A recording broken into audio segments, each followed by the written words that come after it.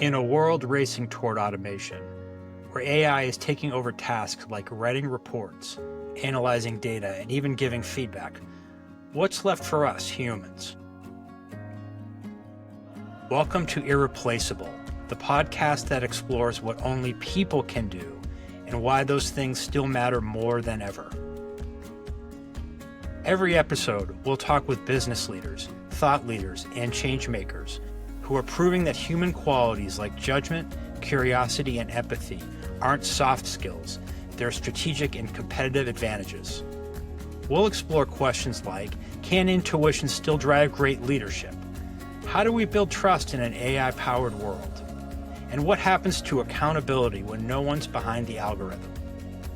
This podcast isn't about resisting the future. It's about designing it with humans at the center. Because in the race to win in the marketplace, some things just can't be replaced.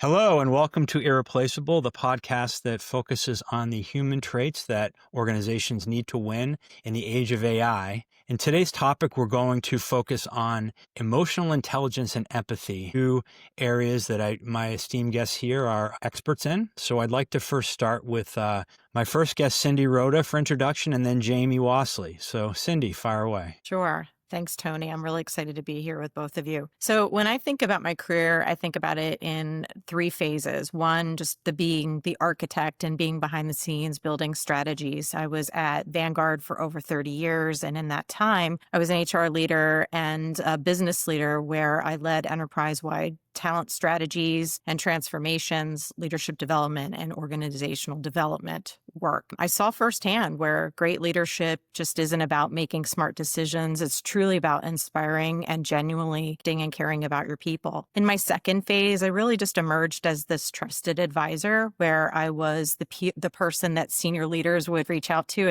And then finally, here I am in my coaching practice, and I do consider myself the executive ally now. As an executive coach and HR consultant, I enable leaders to be more present, to deepen their emotional intelligence, and lead in ways that builds trust and confidence with their teams. Especially in this era with AI and technology just advancing, it's more important than ever that we have human-centered leadership, and that is really the competitive edge that moves people and their performance forward. Thank you, Cindy. Glad you're with us. Jamie Wasley. Thank you. Tony, thanks for having me today. I really appreciate it. It's great to be here with you and Cindy. Yes, so I'm an HR leader at Chewy, one of the nation's largest online pet retailers. I work out of our Boston office, and I support our product teams, our product and retail teams. I've had a lot of experience in my career as well, working with technology leaders, specifically engineering teams, helping them scale their organizations, make sure that they're thinking thoughtfully around their org designs and their culture. Previous to this, I was at HubSpot, which is an e-commerce marketing software organization. And I've also had some experience as well working in biotechnology too. I kind of came up the HRBP track. I really enjoy the HRBP world because every day looks totally different. One day you're working on a 3-year talent strategy. The next day you're firefighting. You're working on employee relations cases that are sticky. The next day I'm looking at the return to office strategy for our teams. But one of the reasons I got into HR is because I think that culture is super important. I think that having a really amazing, engaging, and people-centric culture is super important for our businesses. And I want to help our leaders enable great teams and make sure that the workplace is a place where team members can thrive and enjoy their work and have a great time while building a great product and driving sales and revenue for the organization. And so I'm really excited to be here and passionate about this topic as well. Thanks, Jamie. Great to have you here. I've witnessed both of you as folks who practice high emotional intelligence, high EQ, and you're empathetic in your work. Tell me the reasons why it's so important to have these traits demonstrated in the workplace for a business to win? Yeah, thanks, Tony. AI is we're really trying to use AI to help us speed up repeatable tasks and drive better project planning and help us analyze data easier. But I think, EQ and emotional intelligence is really important when I think about leaders having development conversations with their team, especially when a leader is looking to develop somebody into a higher potential team member or looking to grow that leader into a more senior level leader in that organization. They need to think about, what are the interests of that team member? How does that team member react and think in different situations? That leader needs to be attuned to what's going on in that person's life. Right? They need to understand, what's happening and where that person's career interests lie. I've seen cases where leaders need to give tough feedback too. There may be something in the way of a team member continuing to develop. And leaders need to be able to approach that conversation with a lot of empathy and a lot of support, but also clarity. Like they need to bring a clear message in terms of what are that team members' development areas, what are their gaps, what do they need to do to succeed in their role? And they need to be very clear on that message. I've also seen examples where I'm dealing with a reorganization, for example. And what comes into play is leaders need to be thoughtful around their communication plans. Who do we need to talk to first to make sure folks are not going to be surprised by the reorganization that's coming? They need to make sure that they're having team meetings right after that reorganization's announced and give team members an opportunity to share their feedback, to voice opinions, to ask questions, to make sure that clarity is given when a big change is happening in an organization. And so I think those are just a few, examples of like where EQ, emotional intelligence comes in and really the human aspect that we need to have to drive effective leadership and engaging organizations is you got to have that skill set.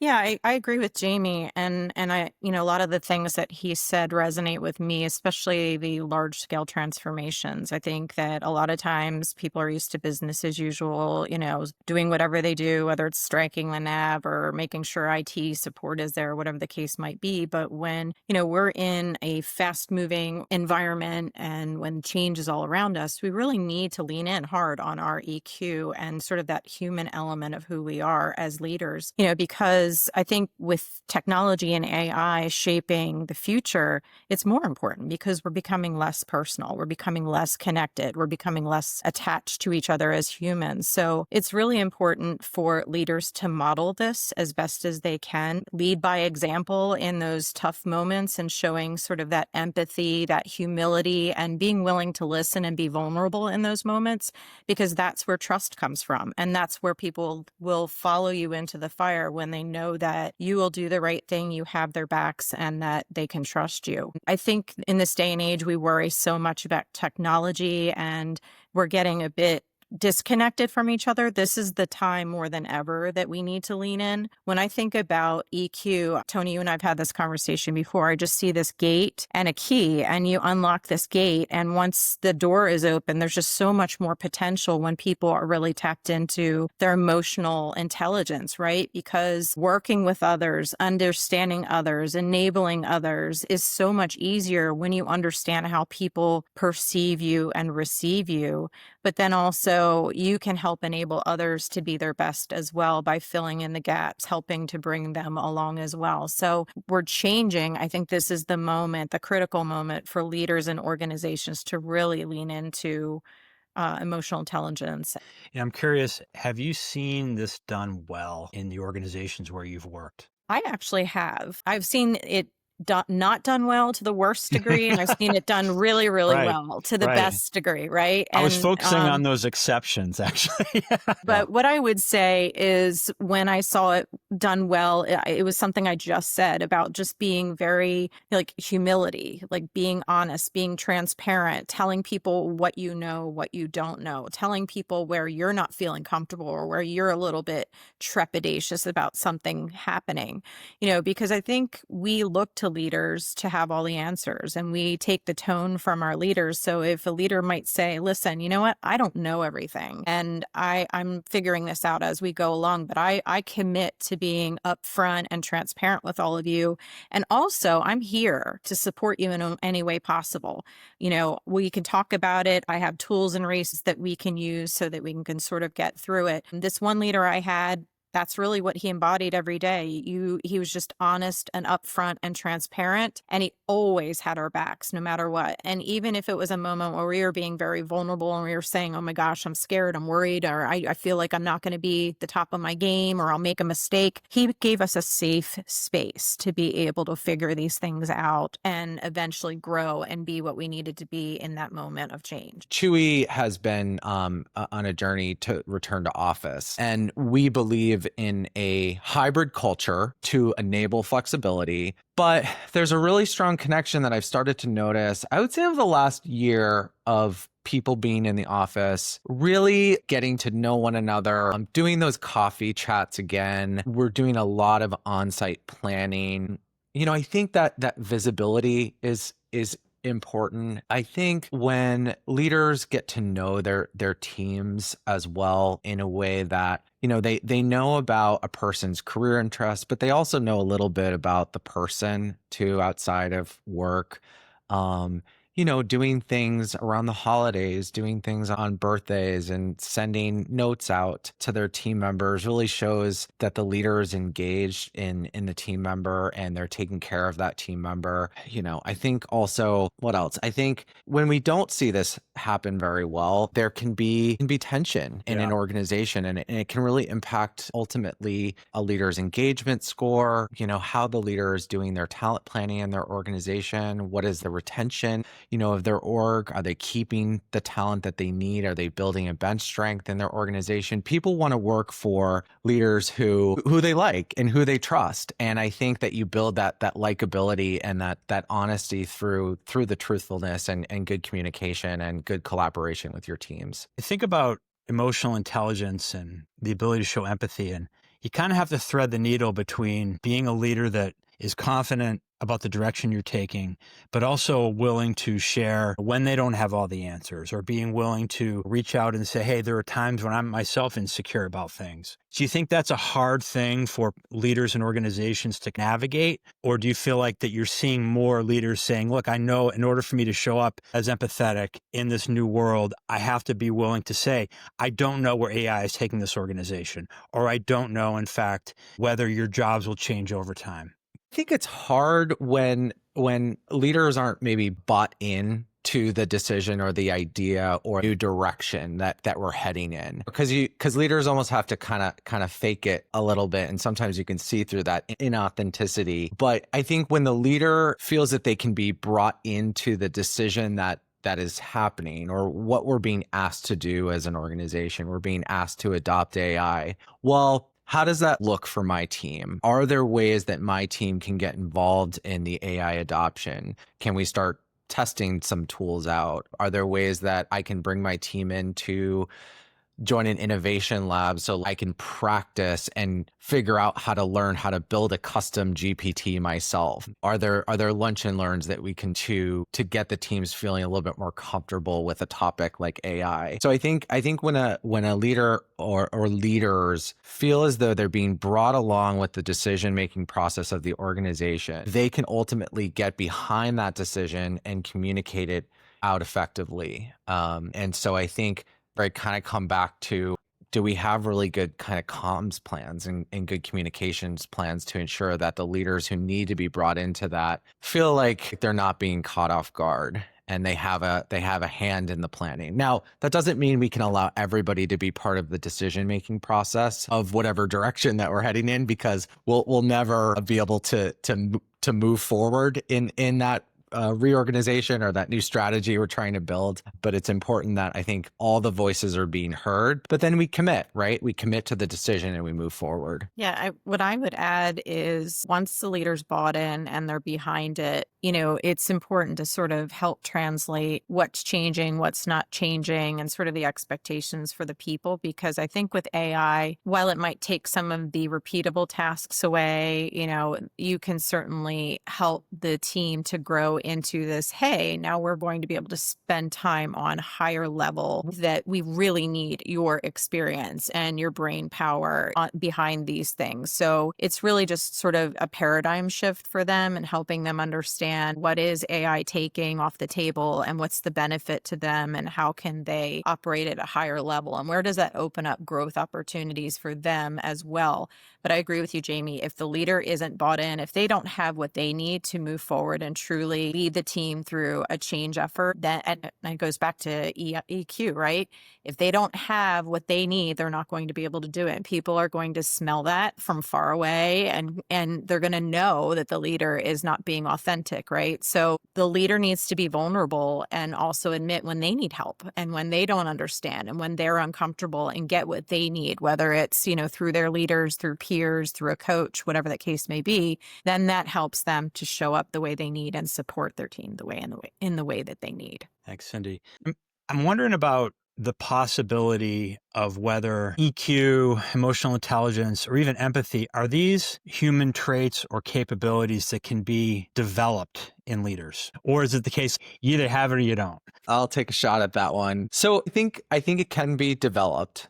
And I think there is an expectation of our leadership competencies or frameworks that most organizations have, where we would expect there to be a certain level of EQ, empathy, team building, skill set. But I think you need to have some foundation to be able to build off of that. So I will say that, but I do think it can be learned and practiced. And I've seen leaders get better at developing a stronger level of EQ, humility, personality, emotional intelligence. And the way that we traditionally do that is through people like myself who are to help them navigate around corners, see the forest through the trees, make sure that they are not stepping in a big puddle that's coming their way. We also do a lot of different leadership development trainings and initiatives for our team. So every quarter we have leaders fly down to our headquarters at Chewy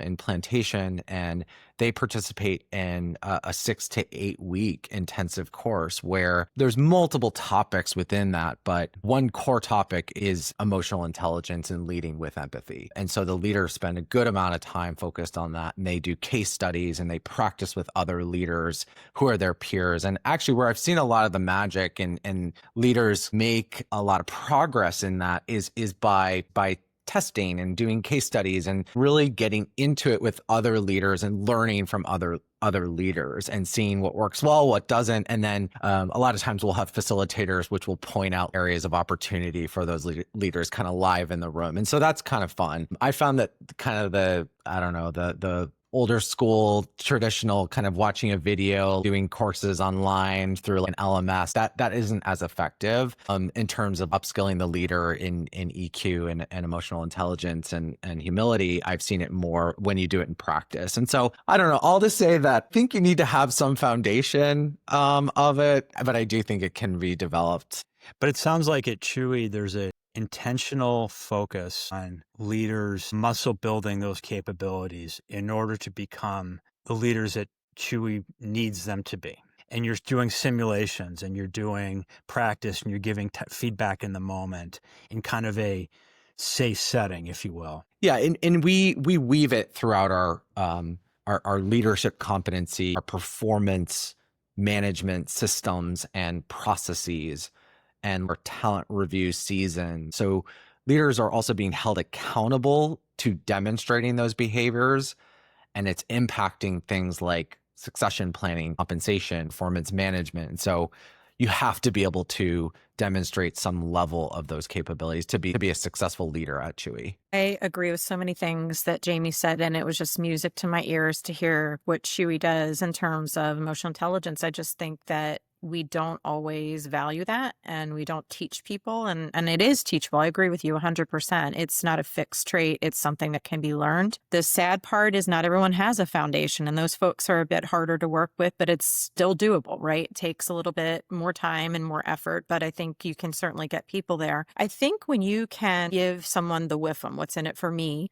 and you really illustrate that, then it connects with people. Because I was used to dealing with executives in the financial services world, and many of them were really good at the technical aspect of what they did, but they really had a blind spot when it came to EQ. And, I really had to sit with them and play things back for them and show them the WIFM, one, for them to lean in and do something different, but to show the cause and effect, right? If I do this, this is what I will get. And it was wonderful to see that after some resistance, I'm not going to lie, that they realized the benefit to everyone. They were more confident. Their team was more confident in following them, coming to them, asking them, whatever the case may be, through a change, through an initiative, whatever the case may be. So giving leaders sometimes that private space to work things out, figure things out, try new techniques, fail in a safe environment, and then finally show up with that confidence so that they can lead with a higher EQ than when we started together. Cindy, I think you brought up a really good point around allowing teams to try and to fail as well. I think that's actually an operating principle that I've seen at our organization and others, and giving folks the space to try and to fail and to learn and to grow from that. And I think that creates a culture of psychological safety for the team as well, when they see a leader have an example of that, or a team have an example of something that they tried and it just didn't work, but we moved forward, and you're not going to be reprimanded or fired for that mistake, because ultimately what we're trying to do by enabling a culture like that is so we can have innovation and we can have people bring new ideas forward, and they can feel comfortable sharing a new idea or a new topic that they have in a team meeting. And that's a cool concept. I'm glad that you brought that up, because that's something we're really trying to focus on in the work that me and my teams are doing right now. Could AI actually help augment or help to support the growth of EQ and or empathy in an organization? You need the human, the leader, to give the message, to give the support, to provide the direction, make heads and tails of what's the next move that we need to make. So you never can take the human element out of it, because there's only so much around empathy that AI can do, right? You need the human to really bring that to light. So I think we use it for what it's important for, giving us the information that we need, but we as humans need to figure out what we do with that information, what it means for our teams and our people, and engage them in that and figure out what the plan is to move forward. I think what we're trying to have AI do is make our repeatable processes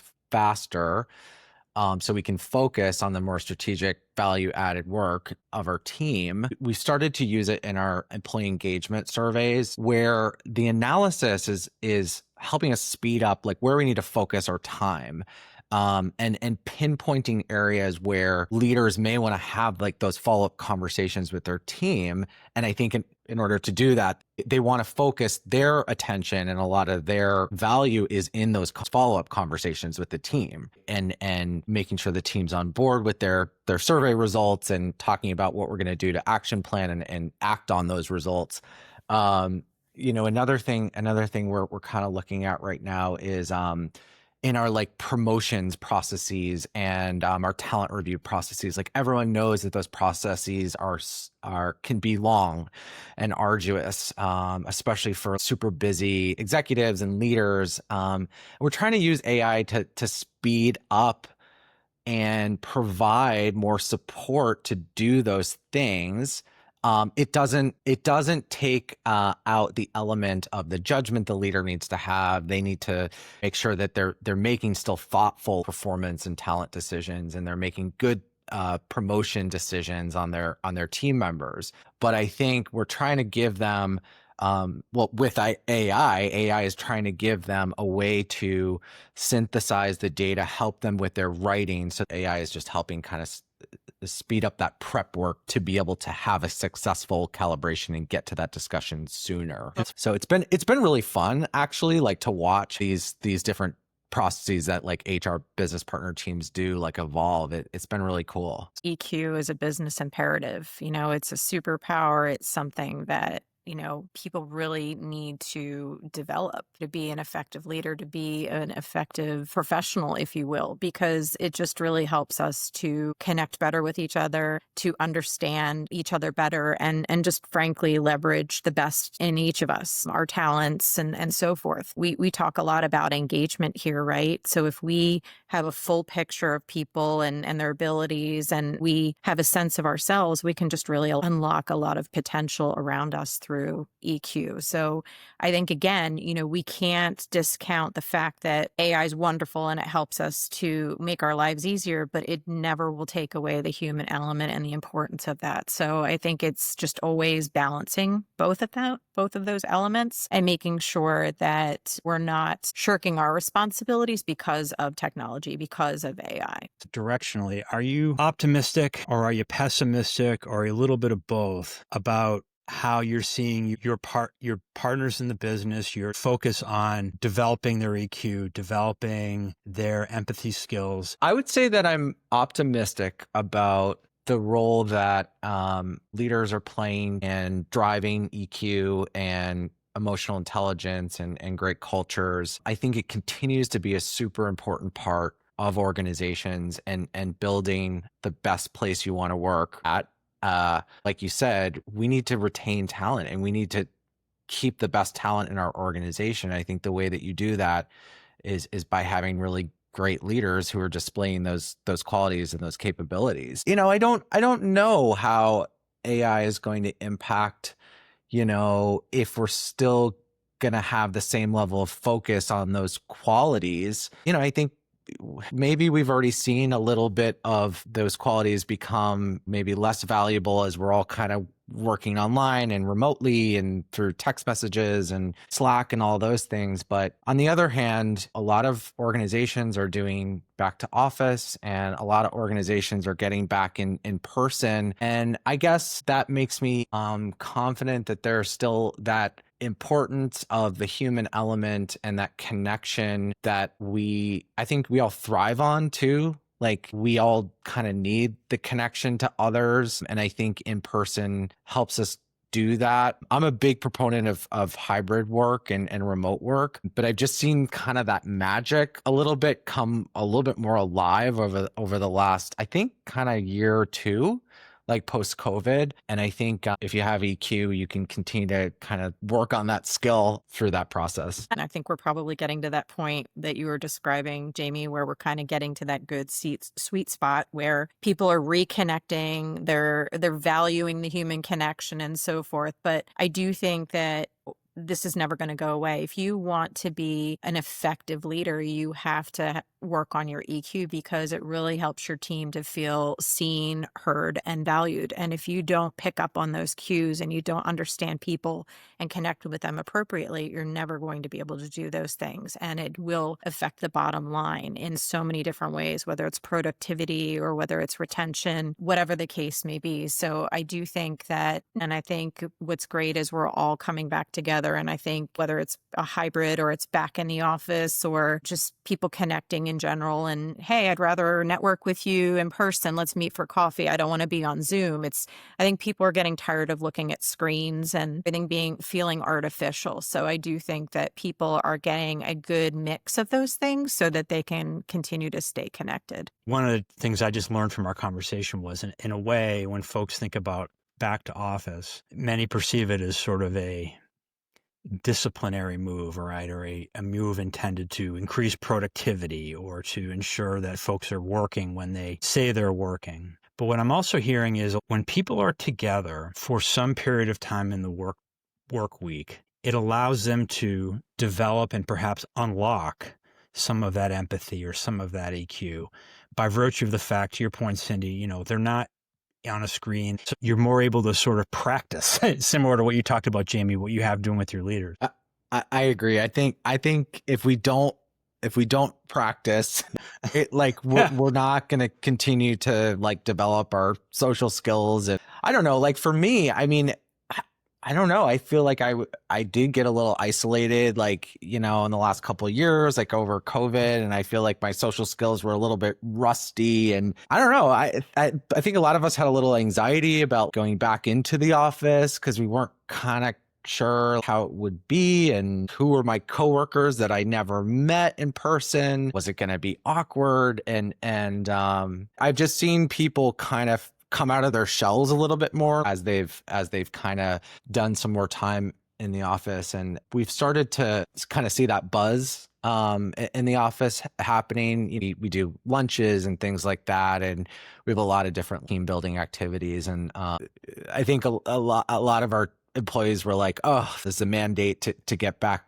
together," but I think the larger kind of picture there is the relationship piece, and you're kind of having some fun, right, when you go to the office and you're enjoying yourself and you're getting to have these side conversations and chat. And I've also seen problems begun to be solved like faster too. Conflict actually be solved faster too in the office because you can just pop over to somebody's desk and ask them a question. And I've seen just myself be able to collaborate with others just a little bit easier, and also build some rapport with leaders who once it was a little bit difficult over Zoom, like maybe just something wasn't kind of connecting there. And we, for some reason, we've just been able to do a little bit better by having that in-person connection. Yeah. It's so important to make connections with people, make that time, make that investment, even if it costs a little money, even if you have to fly people in some places, because the value that you get from building those relationships and building that trust, it makes it so much easier. I don't know if you guys have seen the Venn diagram where it says work hard, play hard, and get stuff done. I think that we're just better able to do that when we're together and we build those relationships. We laugh together. We have funny jokes that we can tell and isms that we all have as a team. It just brings us together. We want to work hard on each other's behalf. We have each other's backs, and just we want to make a difference. So our time has gone quickly here, but one thing I think about has. is as the opposite end of the spectrum, which is we are seeing more roles becoming fully remote, right? If you were to be asked, what are some things that HR leaders should be thinking about to help develop EQ and empathy when you're a fully remote worker? Any thoughts or recommendations? I think based on our discussion, I think it makes it tougher. It makes it tougher if you're fully remote. I think people have said to me they feel a little bit more disconnected from the rest of the team if they are fully remote. I think what I've been seeing work is you have regular in-person opportunities. So you are flying people to the office regularly, and there's a commitment to do that from the team member. I think you're doing in-person onboarding as well. We've started to do that too. So even if you are remote, you start in person so you can get some of those connections like early on, and you can get all your IT setup done, and you can ask your benefits questions to a person live. I think though leaders need to be thoughtful. Are they having time with their teams where maybe they're not just talking about business topics, but they're talking about what folks are doing on the weekend, or like, do folks have questions about something that we're working on? The other thing I've seen work kind of well is we've been thinking a lot about like recognition too as a topic. And I've been having my leaders start all their meetings with everyone kind of going around the room and recognizing a team member for something that they helped with or did that week that they appreciated.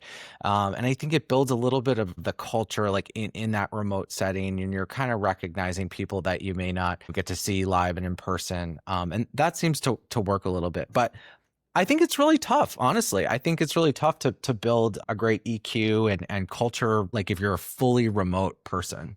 I mean, I think that I just recently did some research, and I would say about 50%, almost 50% of the population is in some type of hybrid or fully remote work arrangement, which is crazy, right? So there's just really a lot of onus on us as leaders to make sure that we're keeping our teams engaged. We're engaged with them. We don't hide behind our screens, and we don't kind of get into this meeting-itis cycle where it's just kind of log on, log off, log on, log off to all these calls that we're doing. So building in those things, all the things that Jamie just mentioned, but back when I had a team, when I was at Vanguard, I just build in all of these different ways to stay connected, whether it be Friday lunch where people can show up however they want. They can come in for 15 minutes, grab a bite, say hi to everybody, what's going on for the weekend, just different things I would put on our calendars to help us stay connected. And there was no pressure for people to feel like, yeah, this is one more meeting I have to attend. So I think people attended it for that reason, because they knew there wasn't any major